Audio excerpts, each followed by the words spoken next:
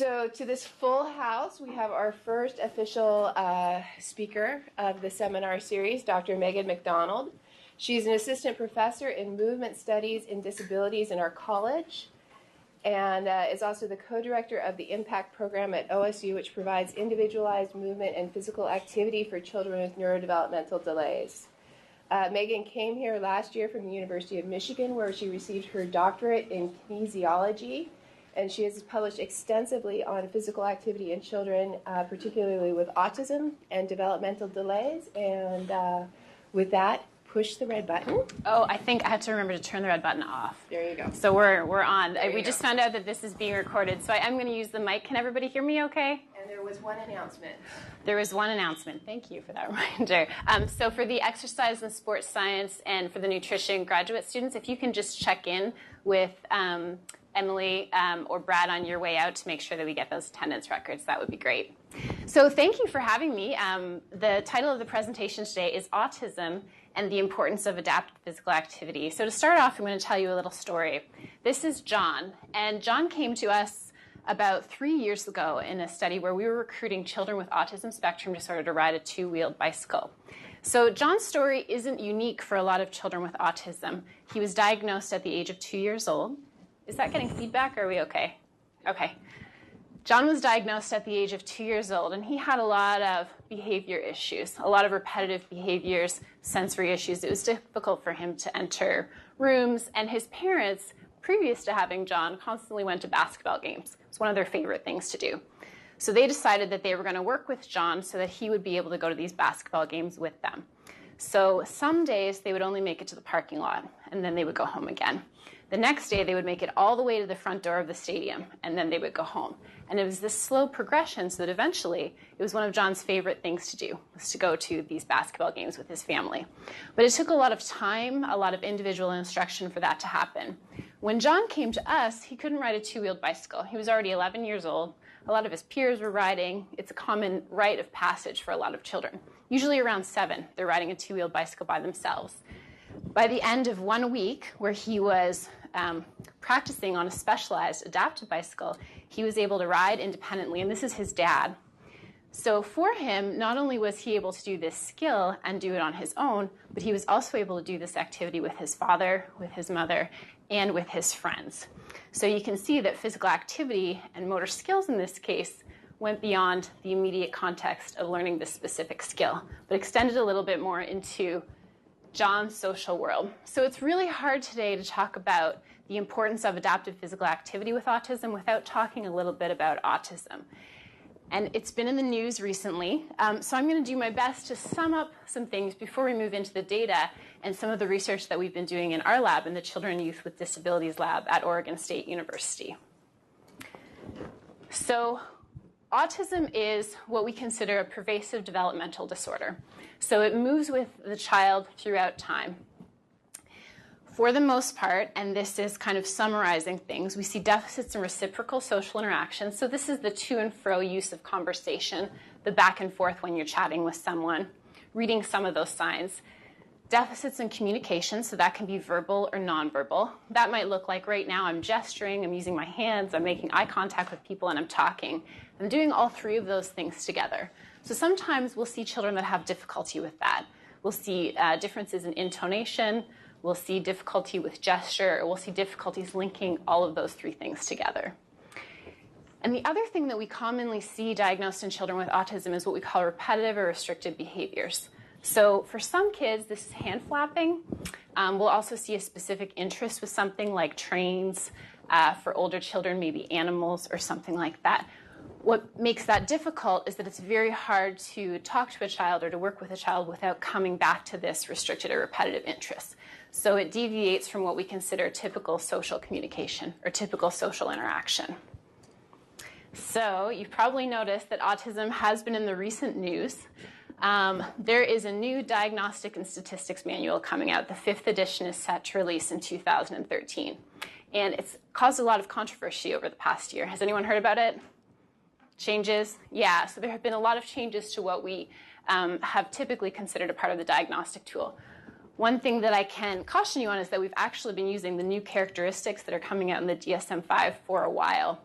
So one of the issues was that Asperger's syndrome, which was traditionally a little bit different, these are children that have more traditionally typical or very high IQs, very high language levels, and often considered their own group, and it's now being grouped into what we consider the autism umbrella or the autism spectrum.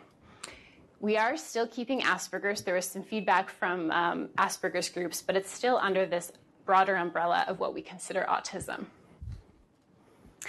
And the other thing that's been in the news, which is going to be, I think, of interest to the epidemiologists in the room, last year I would have presented you with this chart. In 2009, the statistics for the prevalence of autism was 1 in 110. Just this year, in March, I believe, they released the new statistics.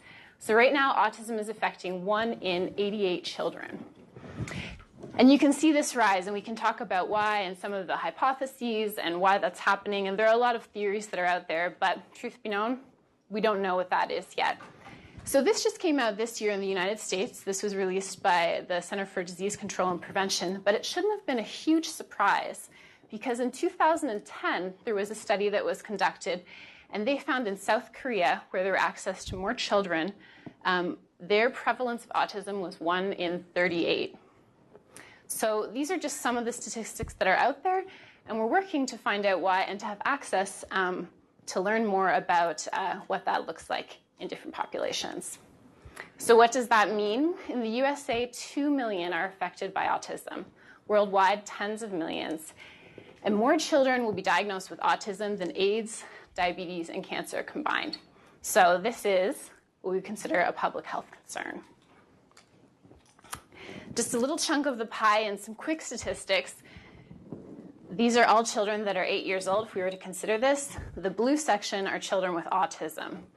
The other thing in the second circle that you'll see are the number of boys to girls. So right now, it's 4 times more likely to occur in boys. So we're learning more about the genetics and what that means. Less commonly, we see this in girls.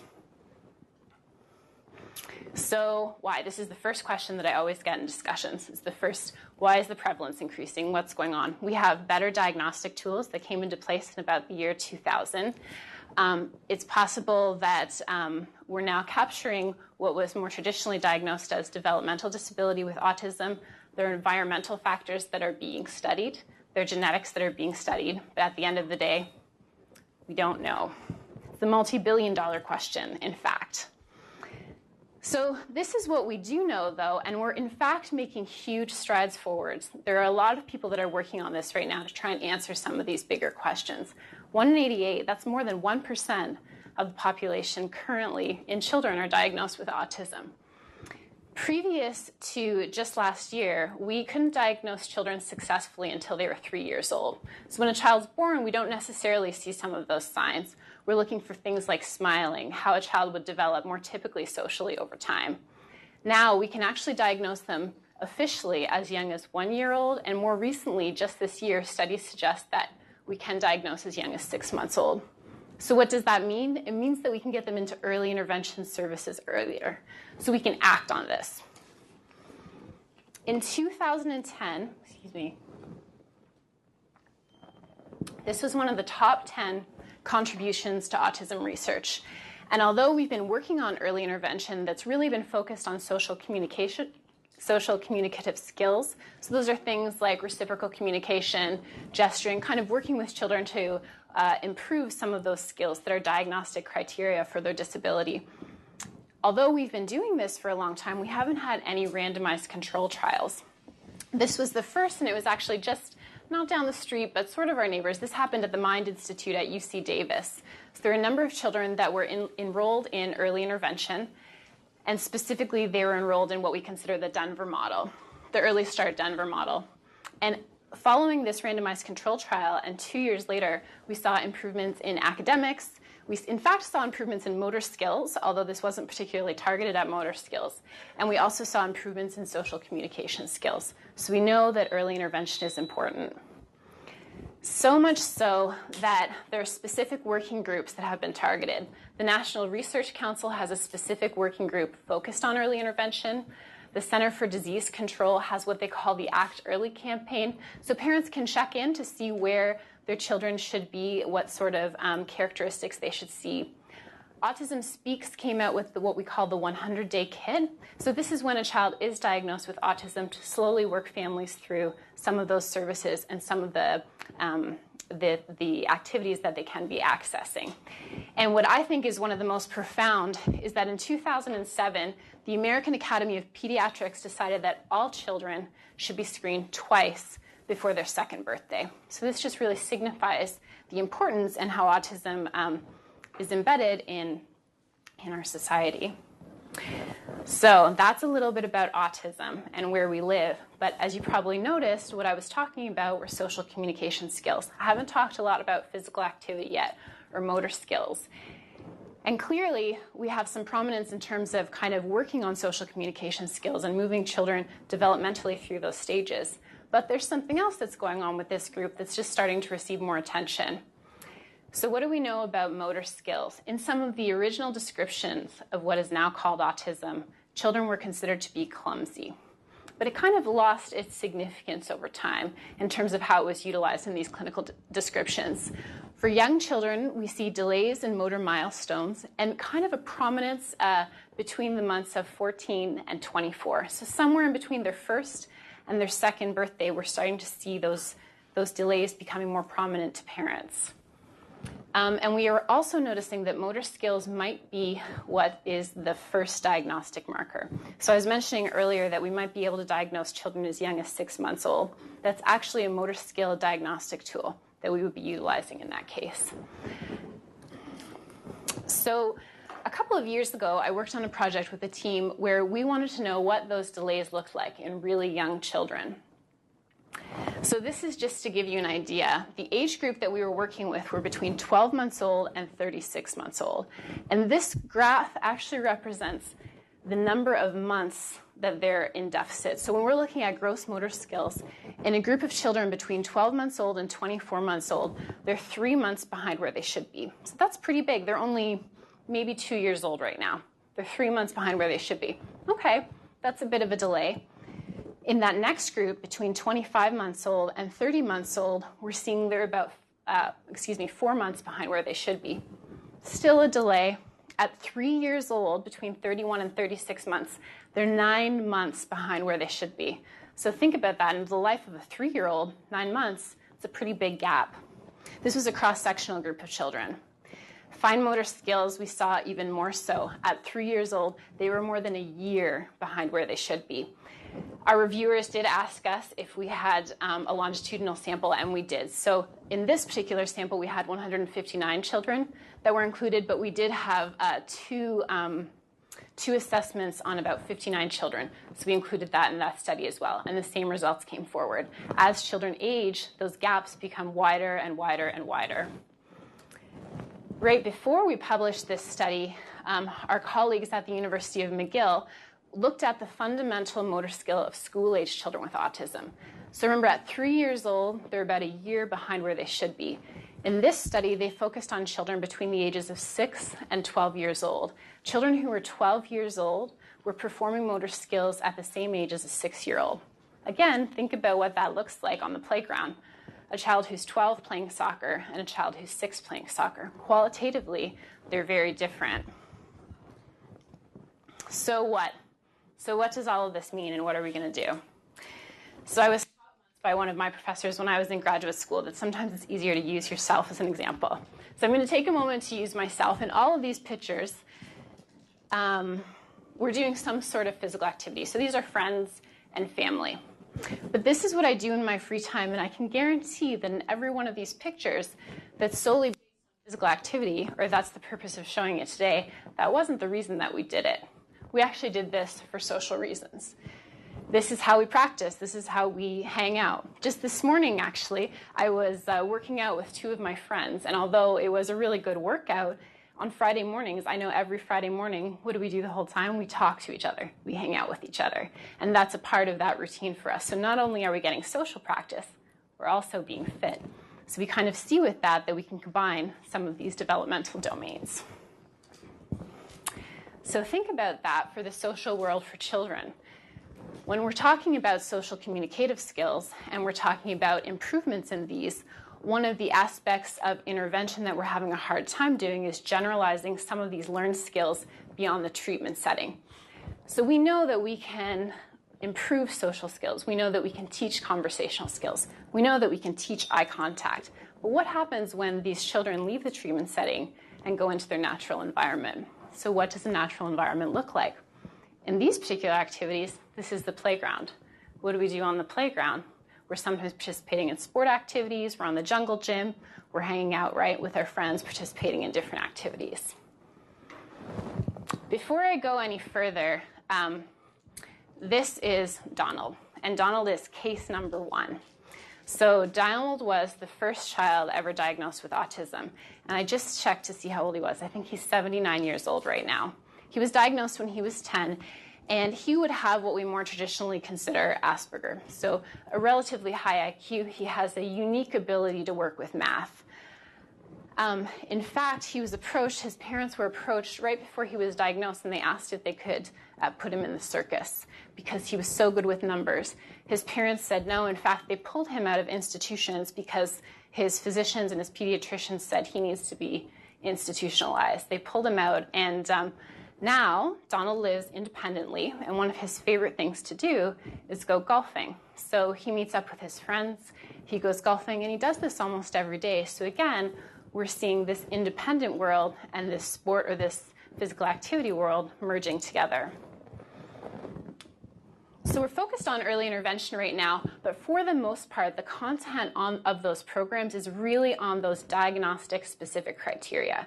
Teaching children eye contact, teaching them conversation, and those skills are very important. But we haven't actually had anything that's looked specifically at motor skills. So to sort of summarize what I've said, social communicative intervention is a priority and a necessity. That's been clearly indicated across groups, across studies, and even included in the diagnostic criteria for autism. But motor skill deficits have also been recognized, and I would argue that they're very significant and potentially really impacting some of these other characteristics of the disability. There have been suggested relationships. Our group has suggested a relationship when we looked at that cross-sectional study across time. And other groups have also suggested a relationship. Previous works coming here, 2 of these papers are in review. We actually do see a relationship. So I'm going to sum this up, but in 3 different studies, the first 2 looking at children between the ages of 14 and 33 months old, the second, 14 and 49 months old, and then the third study looked at school-aged children. And what we were doing was looking at whether or not motor skills could predict better social communicative skills in this group of children. In all 3 studies, in one way or another, it did. So we're already starting to see this relationship between motor skills and social communicative skills, yet we haven't seen any interventions. But what's one thing that we can do? We can teach motor skills. So if we know that it's a deficit area, we can teach children activities that they can play on the playground. We can teach them how to improve their running abilities, their galloping, their skipping. We can teach them how to play hopscotch or foursquare. I think foursquare is the big one here, right? On the playground, yeah. So we can teach some of those skills. So I'm going to present to you some of the work that's being done in our lab at the Children and Youth with Disabilities Lab within the Movement Studies and Disabilities program. So keep in mind that this is in its very initial stages.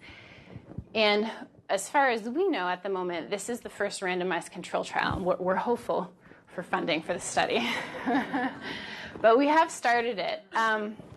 So right now, we're currently recruiting children between the ages of 2 and 7 years old with autism. Initially, we started this project recruiting children between the ages of 2 and 5 years old.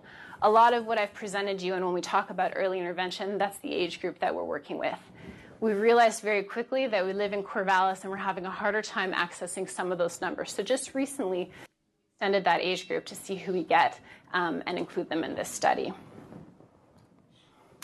So this is how it works, and it's rather intensive, but I'm going to try and walk you through each of these stages.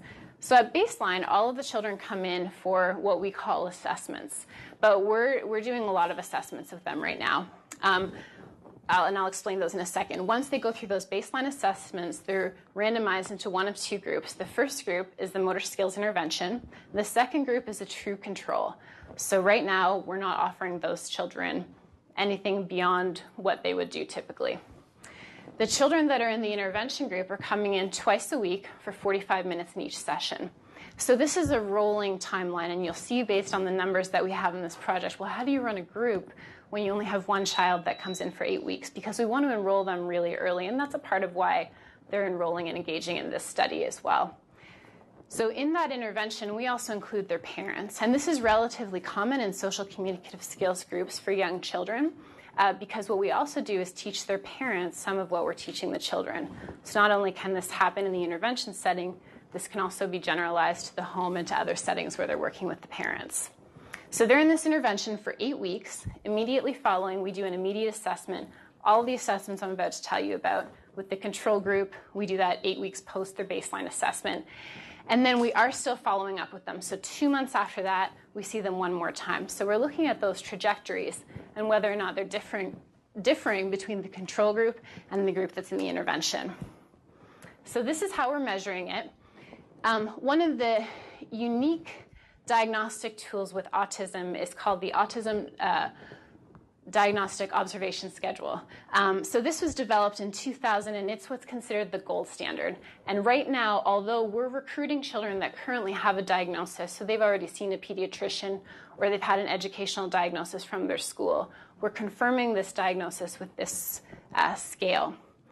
What's also unique about this scale, it's based on behavior thresholds. So for example, when children come in, we're talking with them, we're hanging out with them, we're playing with them, but we're also all reliable in terms of measuring what that looks like. So we're looking at how often they're smiling with us, how much they're playing with us, whether or not they're communicating with their parents, if they have some of these repetitive behaviors, are they lining up some of the toys that we're giving them, how often are they upset, things like that.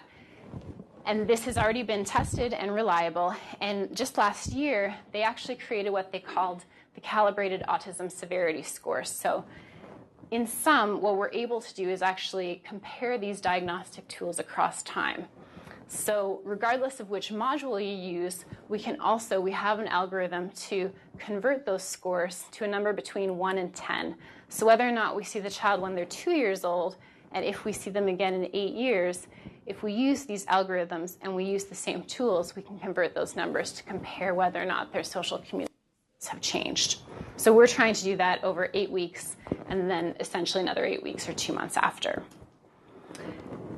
We also need to consider that we have a full range of IQs when we're talking about kids with autism, and we're not ruling anyone out right now. So we don't have a baseline where they have to meet 12 months on a developmental scale.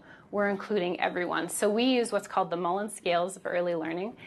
And one of the reasons that we use this scale is because it has what we call a nonverbal problem-solving score. So when you think about more traditional IQ tests, they include language. But we already know that this is difficult for a lot of these children. In fact, we have some children that come to see us and their language is off the charts. They're doing really well. Those children are more traditionally the children that we would consider to have Asperger's. And then we have other children who don't talk. So they're using signs to talk to us, or maybe they're using less than 5 words to communicate with us. So what we can do is we can pull out this nonverbal problem-solving score to include in our analysis. We're also looking at their motor skills. So we're using the Peabody Developmental Motor Scale 2nd edition, and they're coming in twice. So we usually see them for 2 to 3 hours twice, and those are the baseline assessments. We're also measuring their physical activity over the course of 7 days because we're expecting that their motor skills are going to improve. We're also interested to see whether or not their physical activity improves because of this intervention as well. And one of the unique characteristics of our study that you won't be able to see today because we haven't analyzed it, but we're also doing 2 10-minute video assessments. So these are all based on the standardized tests that I just showed you. Other than the autism diagnostic tool, they've all been standardized in children with typical development. For the kids that we're working with, that doesn't necessarily capture some of those changes. So we're looking at their social communicative skills, we're looking at their motor skills, but even though they're improving, they're not improving that much. So we're doing 2 videos with these children, one that's commonly used in early intervention settings where they're working with their parents, and then one video is in a motor setting. So we set up the room with motor skills, with toys, with their parents, and we can actually, from that video, capture their social communicative skills during that time. So we're really hoping to work with some of that data soon. So we talked a little bit about the method already. So these are our very, very preliminary results from this study. So we have 9 children that have gone through. All of them have a confirmed diagnosis of autism. But remember, they're randomized into one of 2 groups. So this is both groups combined at the moment. So what I want to show you here is that for the most part, the average age coming in, I think it was a little over 55 months, so maybe 56 months, not 56 years old. So you can already see from their nonverbal problem-solving score that that's actually lower than their age. These are the numbers on your y-axis here are ages. It's in months. So all of these are age equivalent scores, just to try and get an idea of some of the kids that are coming in. So we're seeing their nonverbal problem solving is a little lower than where we would expect as a whole and as a group. We're also seeing, when we look at their motor skills, that they're much lower than we would expect for their age. So again, in this very young group of children, their stationary skills are below 40, so probably about 38 months.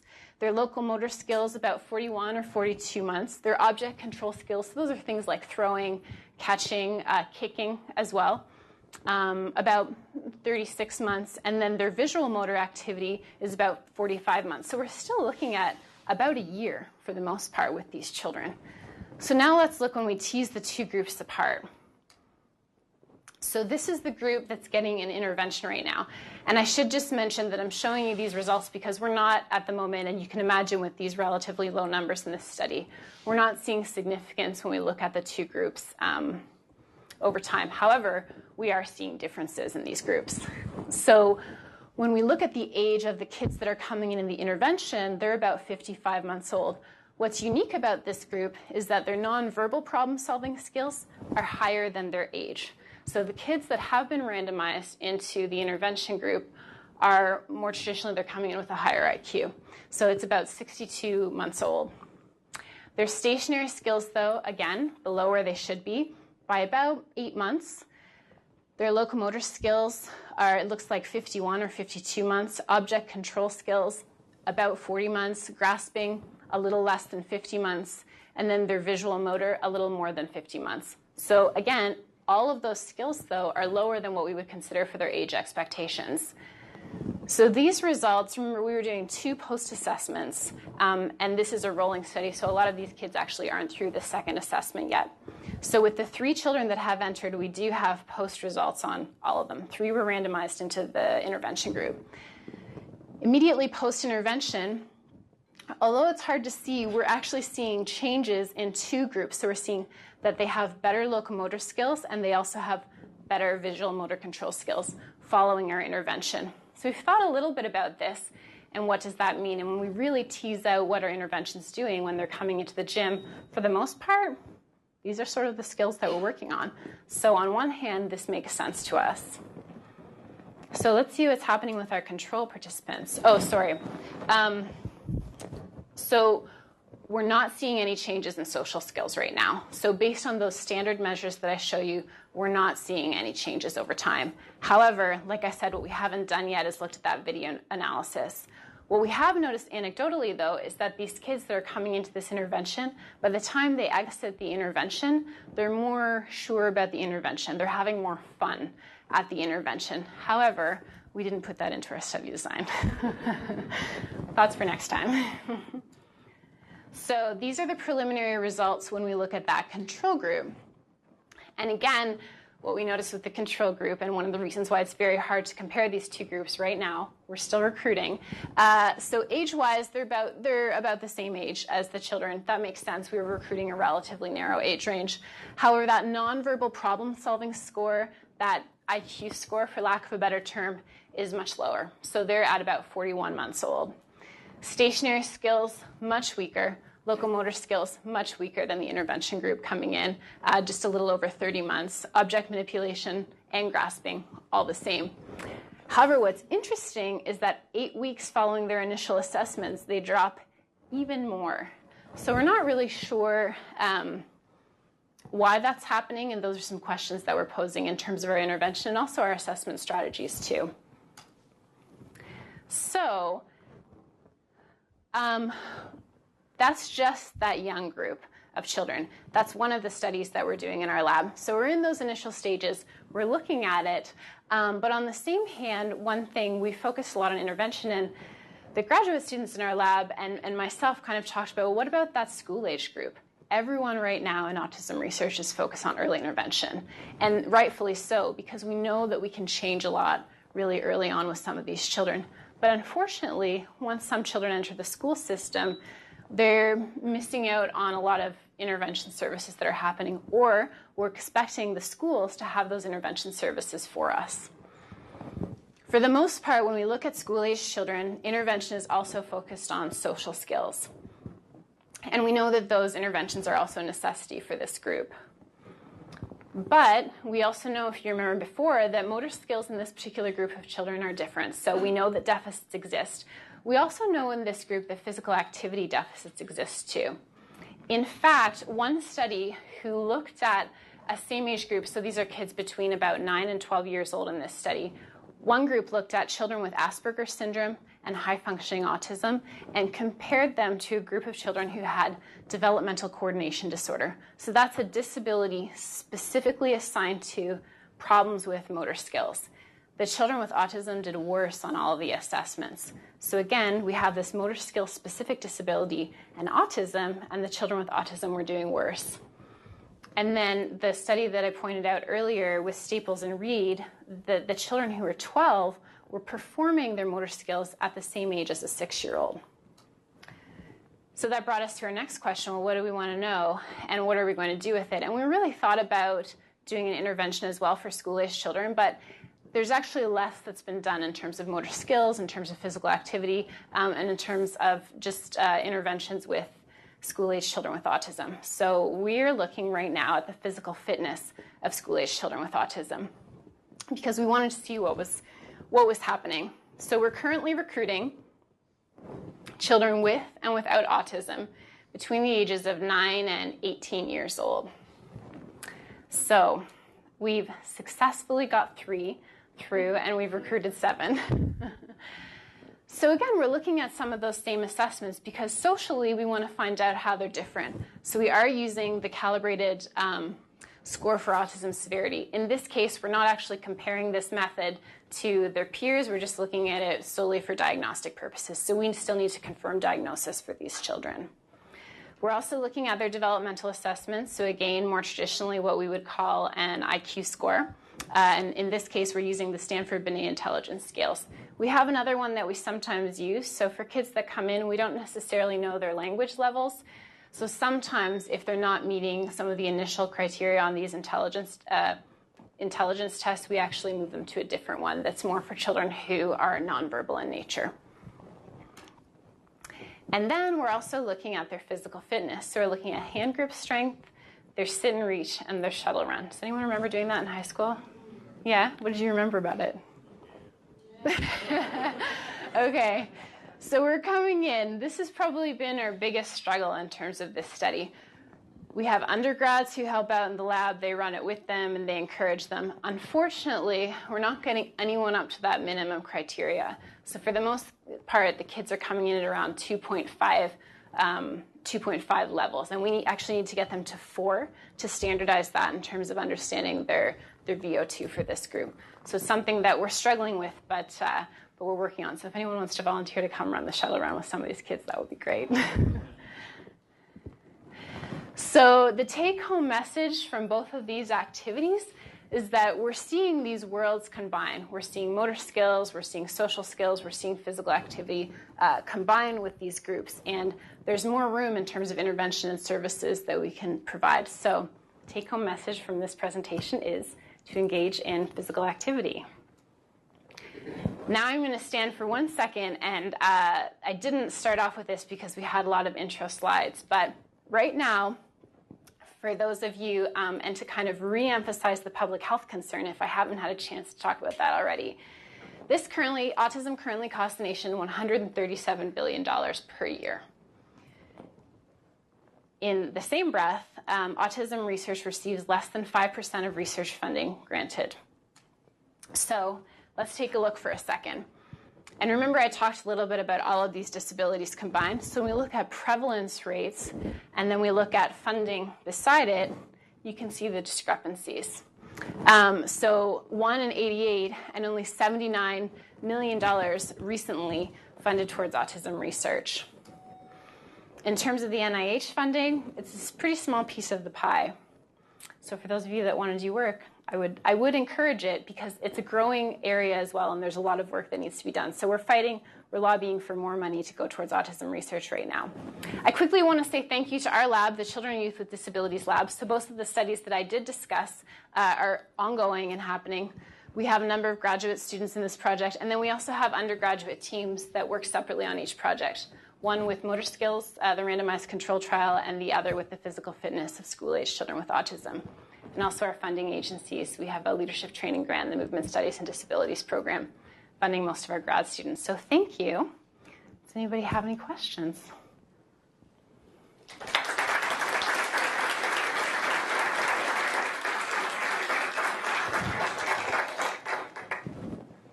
None? Simon? I guess I can ask a question from you closest to me. This question up, by the way. You talked a lot about the social and motor delays earlier in life. Do they translate to health outcomes, health issues, greater risk of morbidity later in life? Make that connection? Yeah, and it's one of the reasons why we're doing the physical fitness study, because not a lot has been done. So, and if you also kind of look at those trajectories in terms of autism prevalence, in about the year 2000 is when we started more traditionally diagnosing autism. So I do believe that there are a number of adults who may have what we consider autism, but that are currently diagnosed with developmental delay or intellectual disability. There's a longitudinal study right now through a number of universities in New York, I believe Cornell and I can't remember, but it's Dr. Kathy Lord, and she actually has one of the largest data sets in terms of tracking young children with autism who are now into their 20s.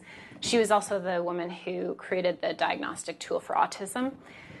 There's one paper that's come out, and it was a phone interview where it really talks about obesity, but other than that, nothing that specifically says that we're having concerns with obesity in this population, so we're still learning. Yeah, I don't know. So with that high healthcare cost, or $135 billion that you've got, what's that money go for? What's spending money on? Primarily psychological services. So for the most part, the funding that is going to mental health services. And that's traditionally where autism is studied right now. Does that answer? Yeah, educational services as well. Any other questions? Tony. So you speak, or we hear of it as a spectrum and degrees of severity. So what implications are there for your intentions of intervention regarding, is there a subset in that range that you may need to target and some that may be outside of the reach? So there are a few different trains of thoughts in terms of how to do that. The severity scores that were recognized, that 1 to 10 scale that I was talking about, that was only published in 2009, and it's sort of considered, again, this gold standard in terms of severity. Previous to that, we were using IQ tests for severity, but as I mentioned, a lot of those tests kind of focus on some of those disability-specific characteristics. So rather than looking at nonverbal problem solving, language is embedded in some of those scores. So severity didn't necessarily match up to what we were looking at. However, what I didn't mention is that both the studies where we looked at early intervention, we saw those graphs with those larger deficits. We controlled for IQ in those studies. So we did have a wide range, and regardless of IQ, we were still seeing those statistically significant deficits over time.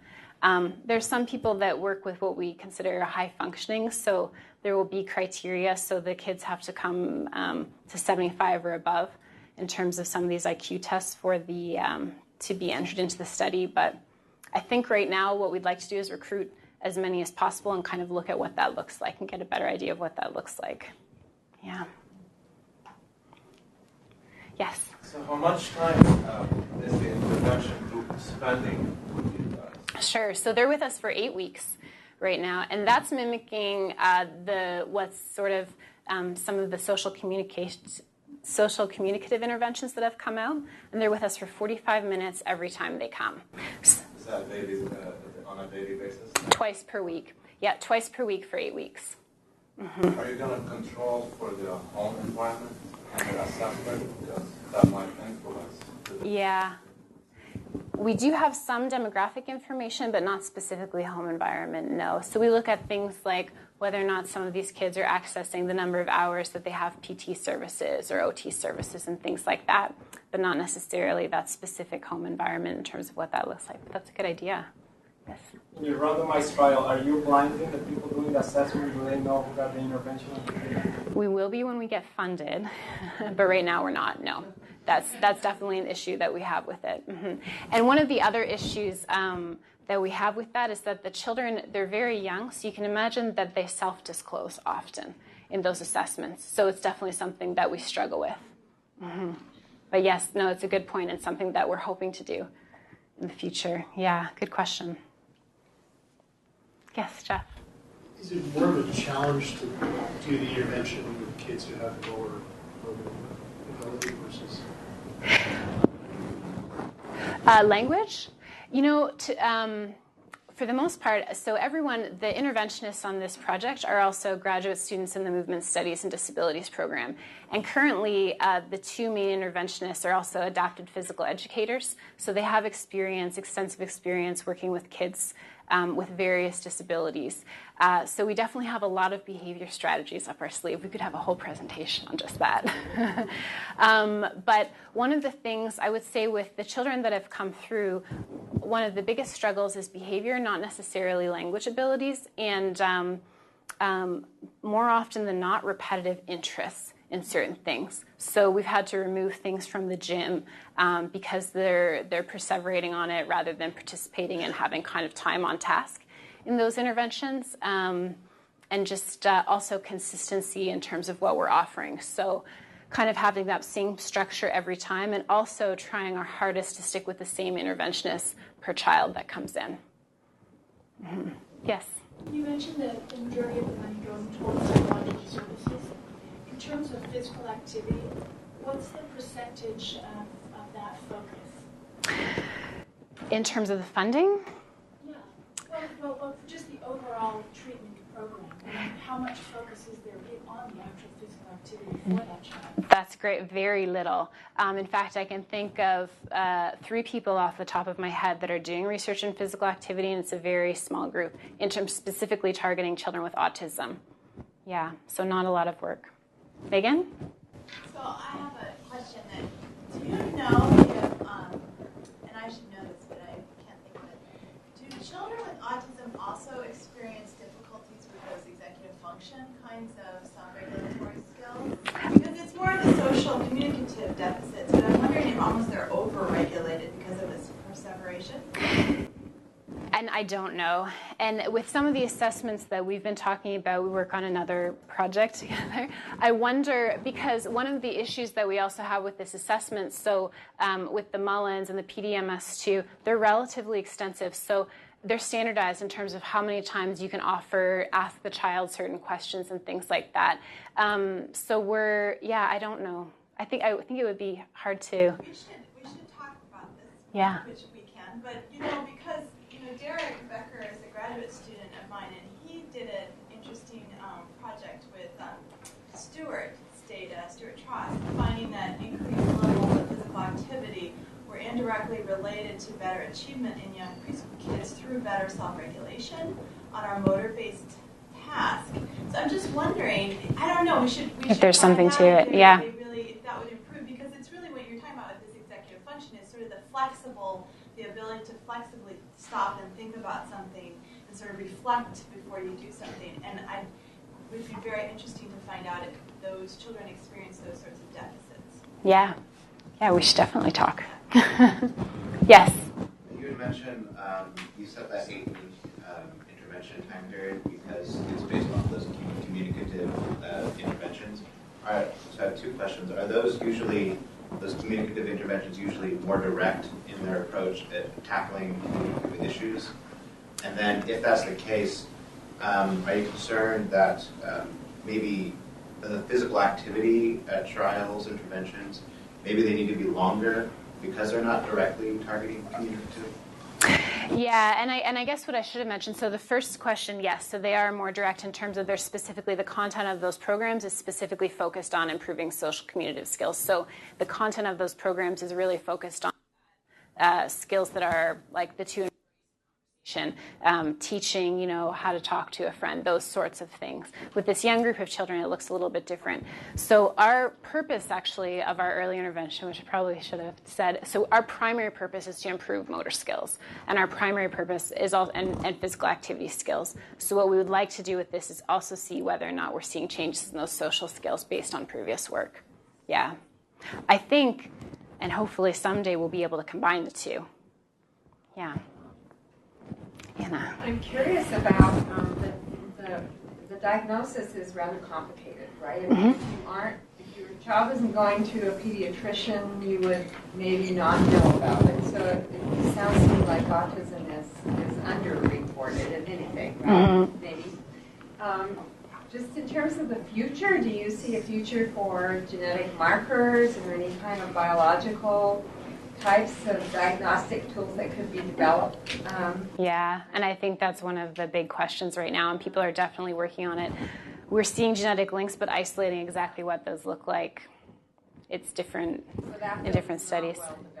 It's not well developed, no. And one of the interesting, the study that was conducted in South Korea, one of the interesting aspects of that study is that the researchers had access to a lot of children, whereas oftentimes in the U.S., we're not necessarily accessing the whole population, or people can opt out as well. So there are questions about some of those differences that we're seeing cross-culturally too.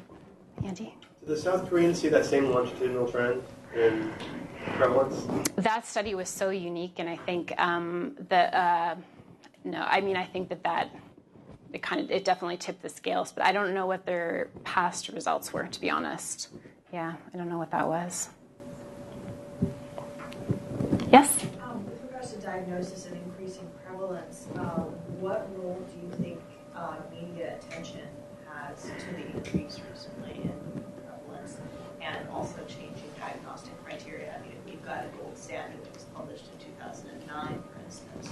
Yeah, I definitely think that there's more awareness based on the prevalence and some of those changes that have come forward.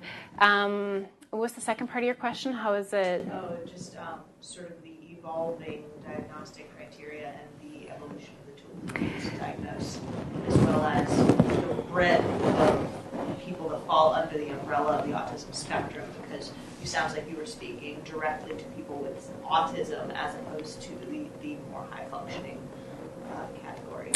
So I consider autism the umbrella. So more traditionally, we had pervasive developmental disorders, and then we actually had 5 categories under that. We had pervasive developmental disorder, not otherwise specified, autism, Asperger's. We did have Rett's disorder and integrated disorder, both of which have been taken off based on specific genetic links. So actually, in my discussions, I'm definitely considering the pervasive developmental disorders. They've always all kind of been under that same umbrella. And in terms of the diagnostics changing, I think that there have been some big changes that will definitely come out next year, but people have actually been using it for a while. Yeah, so it could change some of the prevalence statistics, but I'm not sure what that's going to look like. Yeah. Yes? The control group, I just realized they're doing worse than the initial assessment. Is there any particular reason? What is the thing in the 2 months' time? Oh, yeah, I know. We noticed that too. So actually, it's possible, we're not sure, and that'll definitely be a question that we have to look at once we get some bigger numbers. It's also possible that you notice there are only 9 children in this study, so the assessors and who is doing those assessments as well. So we have to take a look at that. They are standardized, but behavior strategies in terms of who administers the assessment could be playing a role in that.